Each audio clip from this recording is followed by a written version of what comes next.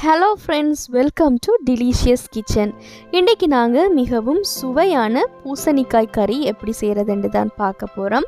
இது ரொம்பவே ஈஸியாக செய்து கொள்ளலாம், ஆனால் ரொம்பவே டேஸ்ட்டாக இருக்கும்.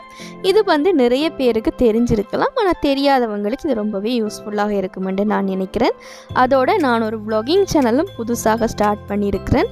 அதில் பேர் SL Tamil mom in Dubai. அந்த லிங்க்கும் நான் டிஸ்கிரிப்ஷனில் கொடுக்குறேன். அதோட இந்த சேனலுக்கு கீழேயே அதுவும் இருக்குது, நீங்கள் அதையும் செக் பண்ணி பார்க்கலாம். இப்போ நான் ஒரு பாத்திரத்தில் இந்த மாதிரி சின்ன துண்டுகளாக கட் பண்ணி பூசணிக்காய் சேர்த்துருக்கிறேன். ஒரு பெரிய பச்சை மிளகாய் அதையும் கட் பண்ணி சேர்த்துக்கொள்கிறேன். கருவேப்பிலை கொஞ்சமாக சேர்த்துக்கொள்கிறேன். ஒரு மீடியம் சைஸ் வெங்காயத்தில் பாதியை மட்டும் சேர்த்து கொஞ்சமாக தண்ணீர் சேர்த்து இதோட 2 நிமிஷம் வேக வச்சு எடுத்துருக்கிறேன். இப்போ இதில் மீடியம் திக்கான தேங்காய் பால் சேர்த்துக்கொள்கிறேன். தேங்காய் பாலோடு சேர்ந்து இந்த பூசணிக்காய் வேகும் பொழுது அந்த டேஸ்ட் ரொம்பவே நல்லா இருக்கும். கூடவே கொஞ்சமாக மஞ்சள் தூளும் சேர்த்து வேக வச்சுக்கொள்ளுங்க. அப்போ அந்த கலர் உங்களுக்கு நல்லா இருக்கும். இது நல்ல குழைவாக வெந்தால் தான் அது இந்த டேஸ்ட் உங்களுக்கு கிடைக்கும். ஸோ இந்த பூசணிக்காய் எல்லாமே இந்த தேங்காய் பாலில் நல்ல குழைவாக வேக வேணும். ஸோ இது நல்லா வெந்துட்டு இருக்கும் பொழுதே நான் இதில் மிளகு, வெள்ளைப்பூடு இது ரெண்டுமே இடித்து சேர்த்துக்கொள்கிறேன். அந்த வெள்ளைப்பூடும் மிளகும் இடித்து சேர்க்கும் பொழுது அந்த ஃப்ளேவர் ரொம்பவே நல்லா இருக்கும். ஸோ அதையும் மறக்காமல் இடித்து சேர்த்துக்கொள்ளுங்க. ஒரு 1/2 டீஸ்பூன் அளவுக்கு மிளகு, கூடவே ஒரு 2 பல்லு பூண்டு இதை நல்லா இடித்ததுக்கப்புறமாக சேர்த்துக்கொள்ள வேணும். இப்போ இந்த தேங்காய் பால் எல்லாமே நல்லா வற்றி வரும் வரைக்கும் ஒரு 3 நிமிஷம் நீங்கள் இதை மீடியம் ஃப்ளேமில் இந்த மாதிரி நல்லா அடிப்பிடிக்காத மாதிரி கலந்து விட்டு கொண்டு இருங்க. அப்போ தேங்காய் பால் எல்லாமே வற்றி நல்லா திக்காக இது வரும். தேவையான அளவுக்கு உப்பு சேர்த்து வேக விடுங்க. உப்பு தேவையாக இருந்தால் நீங்கள் கொஞ்சமாக சேர்த்துக்கொள்ளலாம். இப்போ இந்த பூசணிக்காய் எல்லாமே நல்லா வெந்து தேங்காய் பாலும் வற்றி வாரத்துக்கு ஸ்டார்ட் பண்ணியாச்சு. கூடவே எண்ணெயும் பிரிஞ்சு வாரத்துக்கு ஸ்டார்ட் பண்ணியாச்சு.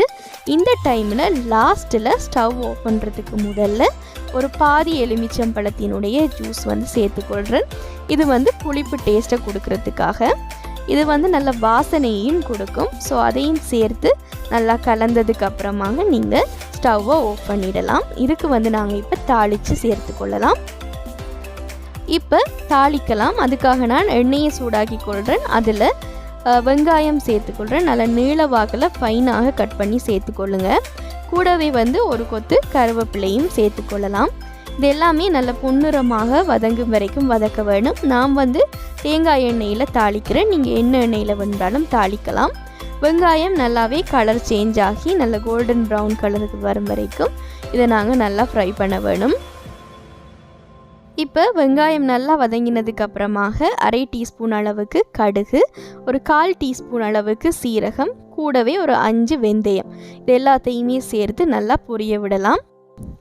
இப்போ இது எல்லாத்தையுமே எண்ணெயிலிருந்து வடிகட்டி இந்த பூசணிக்காய் கறியோடு சேர்த்துக்கொள்ளலாம். தாளிச்சதை சேர்த்து நல்லா இந்த கறியை மிக்ஸ் பண்ணி விட்டுக்கொள்ளுங்க. இப்படி தாளித்து சேர்க்கும் பொழுது கறிக்கு நல்ல ஃப்ளேவர் கிடைக்கும்.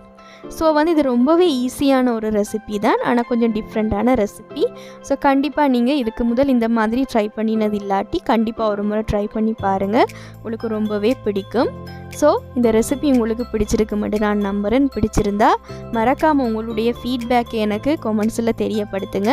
அதோட இந்த வீடியோவை லைக் பண்ணி உங்களோட ஃப்ரெண்ட்ஸோடையும் ஷேர் பண்ணுங்கள். அதோடு இந்த சேனலை மறக்காமல் சப்ஸ்கிரைப் பண்ணி பெல் ஐக்கானை ப்ரெஸ் பண்ணி வச்சுக்கொள்ளுங்க. அப்போ தான் நான் போடக்கூடிய புதிய ரெசிபீஸ் எல்லாம் உங்களை உடனுக்குடன் சேரும்.